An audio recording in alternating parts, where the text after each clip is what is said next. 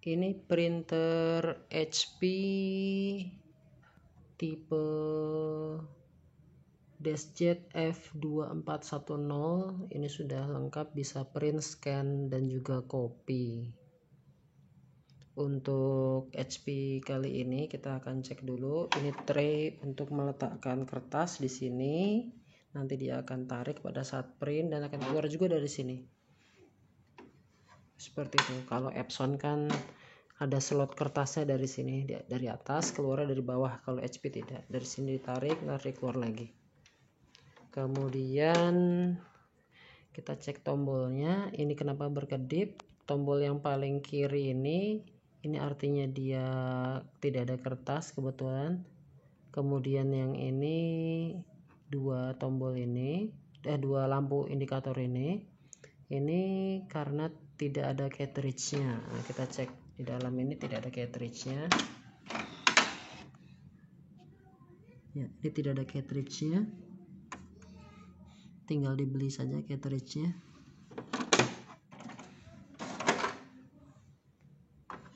Untuk tray-nya ini bisa dibuat seperti ini ya. Kemudian ini dibuka, ini untuk glass scan and copy-nya ada di sini. Ukurannya lebarnya lebar letter, kertas letter, panjangnya itu untuk kertas A4, tidak bisa untuk kertas F4 atau kertas folio, tidak bisa. Di belakang ini colokan kabel power dan juga kabel USB-nya. Ini adapter kabel powernya, masih original semua. Ini lampu indikatornya menyala. Ini kabel USB-nya sudah tercolok. Nah, sekarang kita akan coba scan. Karena tidak bisa tes printer, jadi sekarang hanya tes untuk scan ya, tidak bisa print dan juga copy. Kita tes scan. Pertama-tama untuk tes scan kita harus install dulu drivernya. Untuk drivernya sendiri pada saat awal beli itu disediakan CD drivernya, tapi CD drivernya entah kemana. Namun bisa di download di Google, banyak dari website resmi HP-nya ada. Setelah diinstal nanti akan ada tampilan seperti ini, HP Solution Center.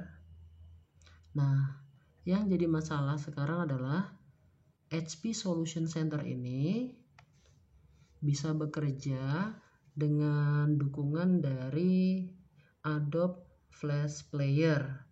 Sayangnya sejak awal tahun ini Adobe Flash Player sudah tidak lagi bekerja, sudah tidak lagi support untuk beberapa aplikasi di komputer karena banyak faktor seperti faktor keamanan dari malware atau virus dan lain-lain, sehingga sudah tidak lagi support untuk beberapa aplikasi. Salah satunya aplikasi untuk printer, scan, dan juga copy dari HP ini.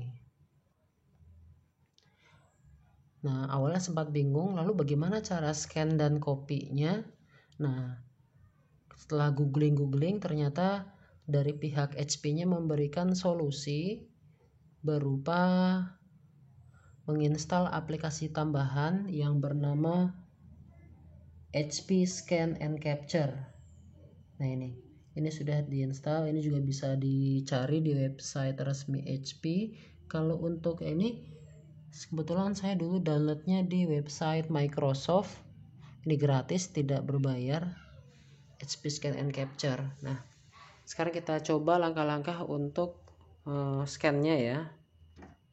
Adapun untuk driver HP Scan and Capture ini diinstal yang kedua. Jadi kalau untuk mengoperasikan scanner ini, yang pertama syaratnya adalah harus menginstal driver HP untuk print, scan, dan juga copy bawaan ininya bawaan printernya. Yang kedua yang harus diinstal adalah aplikasi tambahan tadi, yaitu aplikasi HP Scan and Capture. Itu nanti linknya diberikan di bawah. Selanjutnya kita coba langkah pertama untuk menginstalnya. Kita buka dulu glassnya, kemudian kita letakkan, ini contohnya ini ya. Nah, ini kertas apa saja kita letakkan di sini, posisinya tepat di sini ya, di ujung, karena nanti akan ada sisa space sedikit sekitar setengah senti di sini. Ini panjangnya tepat untuk ukuran satu buah kertas A4 ini ya. Sini ada ukurannya juga, mungkin tidak terlihat. Ada size-nya di sini. Nah, ini 4 x 6 inci 10 x 15 cm. Itu ukurannya. Ya, baik, kita coba. Ditutup. Setelah ditutup, kita kembali ke layar. Langkah pertamanya kita klik ini. Nah, ini tampilan HP Scan and Capture. Yang sebelah kiri ini untuk capture foto, jadi nanti kualitasnya akan berbeda dengan capture dokumen, tapi itu bisa disetting. Untuk settingnya sendiri ada di pojok kiri atas garis 3, kemudian di sini ada app comment, share, and setting. Kita pilih yang setting. Nah, nanti akan muncul di bagian kanan, sisi kanannya. Nah, di sini ada HP Scan and Capture, title-nya, kemudian ada subtitle-nya, ada select device, photo scan options, document scan options, ada preference, ada about and privacy statement. Nah, ini select device ini kalau kita klik nanti tampilannya seperti ini.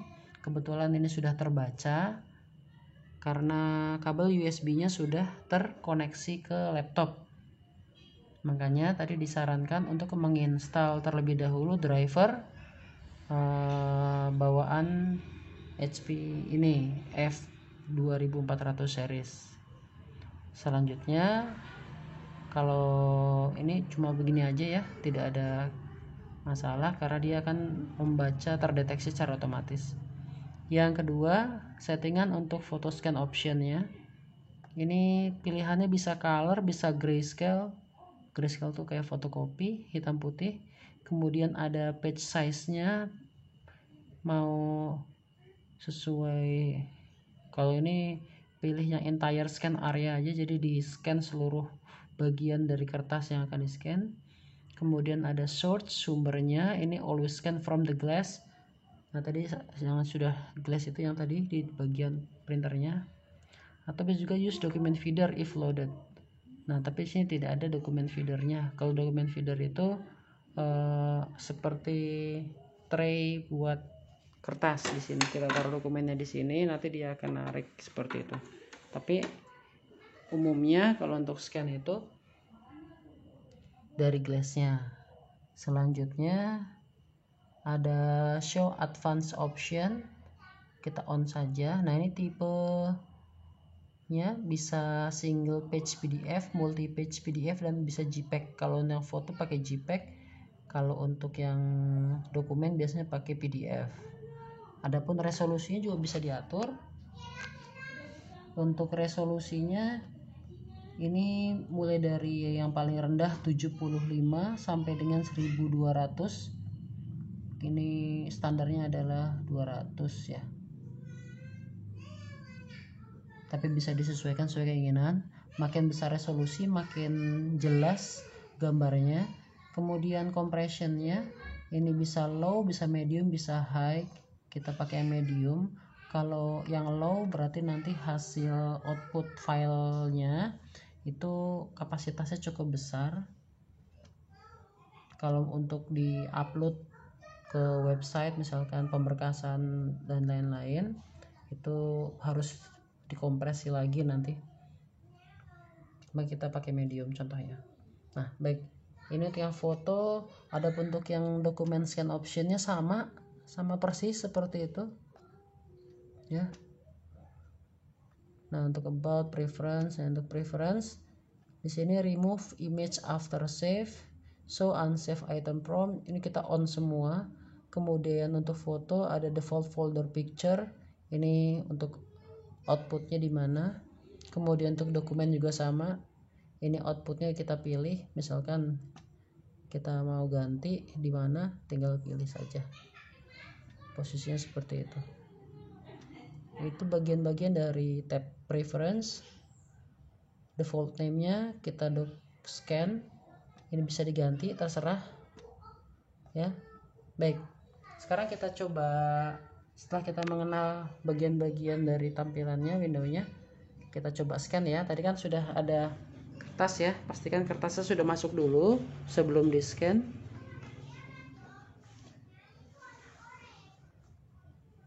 Kemudian kita scan dokumen, kita tinggal klik, nanti akan tampil seperti ini, scanning. Nah, pada saat proses scanning biasanya dari printernya, dari scannernya itu berbunyi. Nah, seperti itu. Mungkin tidak terlalu terdengar ya. Nah, di sini masih scanning. Nah, ini sudah terbaca. Membutuhkan waktu beberapa detik. Tergantung resolusi yang di setting tadi. Ini tampilannya seperti ini. Kemudian ini untuk menyeleksi. Ini kita pilih, bisa remove, bisa dirotasi. Contoh yang dirotasi, contoh. Nah, ini tuh dirotasi, tampilannya landscape, dokumennya kebetulan. Atau bisa dirotasi terbalik seperti ini lagi. Nah, seperti itu, bebas ya. Nah, selanjutnya kalau mau menambah dokumen baru, tinggal scan lagi, nanti akan jadi satu file, akan merge jadi satu file. Nah, kalau sudah, oh ya, ini settingnya sama seperti tadi ya, tidak ada perbedaan. Nah, untuk save kita langsung save, nanti dia akan mengarahkan ke directory tempat kita akan menyimpan dokumen tersebut. Misalnya kita taruh di desktop ya, misal. Nah, ini kita bisa ketik nama filenya, terserah, kita save. Nah, ini sudah ada keterangan successfully. Oke. The dokumen PDF created successfully ya. Baik, sekarang kita cek, kita close. Nah, ini hasilnya yang tadi kita buka, nanti tampilannya ke Adobe PDF. Nah, ini tadi karena kita miringkan ya, tapi ini juga tetap bisa kita